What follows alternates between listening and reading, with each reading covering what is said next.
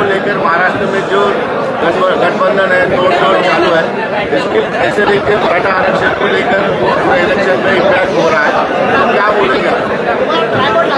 तो ये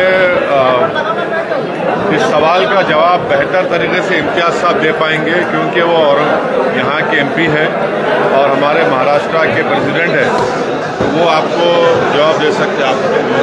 ठीक है, आपसे जानना चाहते हैं हम लोग कि आपको महाराष्ट्र बाहर से महाराष्ट्र की राजनीति कैसे दिख रही है?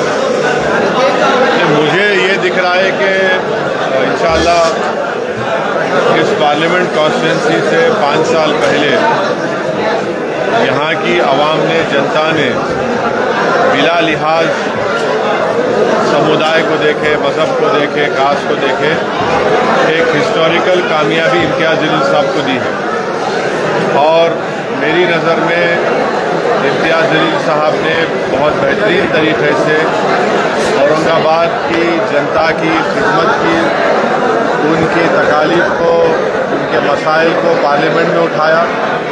पार्लियामेंट के बाहर भी उन्होंने कोशिश की, जैसा आज एक PIL में खुद वो जाकर कोर्ट में बहस किए। और इम्तियाज़ साहब को ये था कि सिर्फ कोविड के 2 साल तो उसमें ख़राब हो गए, पूरे देश में कोविड था, तो जो लिमिटेड 3 साल का टाइम इम्तियाज़ साहब को मिला, उनका परफॉर्मेंस बेहतरीन था, एक्सेलेंट परफॉर्मेंस था। और मुझे यकीन है कि यहाँ की जो जब मतदान होगा 13 मई को, यहाँ पर जितने वोटर्स हैं वो दोबारा औरंगाबाद को कामयाब करेंगे, यहाँ की जनता को, यहाँ की कॉन्स्टिट्यूंसी को कामयाब करेंगे, क्योंकि ये जो प्यार मोहब्बत का जो माहौल यहाँ पर मजबूत हुआ है और उसी को लोग आगे बढ़ाएंगे। डेवलपमेंट भी हुआ है, विकास का काम चल रहा है, तो मुझे यकीन है कि दोबारा इस पार्लियामेंट कॉन्स्टिट्यूंसी की आवाम इम्तियाज़ जलील साहब को अपना MP बनाकर उनको कामयाब करेगी, क्योंकि दूसरी जानिब जो पार्टीज़ हैं उनके उम्मीदवार भी नहीं, वो उनकी जो राजनीति है वो नफ़रत के ऊपर बनी हुई है। वो गलतफहमी फैलाना, गाली देना, दिलों को तोड़ना। इम्तियाज़ साहब उसके ऑपोजिट में काम किए, तो मुझे यकीन है कि इंशाअल्लाह अच्छा नतीजा आएगा और दोबारा इम्तियाज़ जलील साहब इस पार्लियामेंट कॉन्स्टिट्यूंसी के जनता के MP बनकर पार्लियामेंट में उनकी नुमाइंदगी और उनकी आवाज़ बना। कोई पार्टी अपना उम्मीदवार डिक्लेयर नहीं कर रही है, रिंगन में पहला पहलवान इम्तियाज़ जलील है, बाकी पहलवान आने।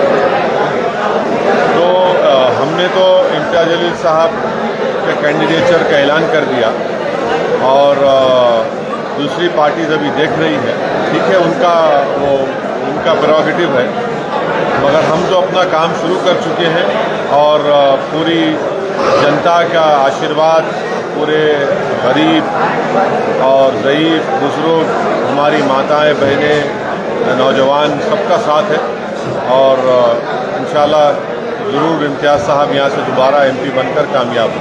फिर कोई गठबंधन हो रहा है या किसी से बात हो रही है? तीसरा सवाल हो गया आप एक अकेला।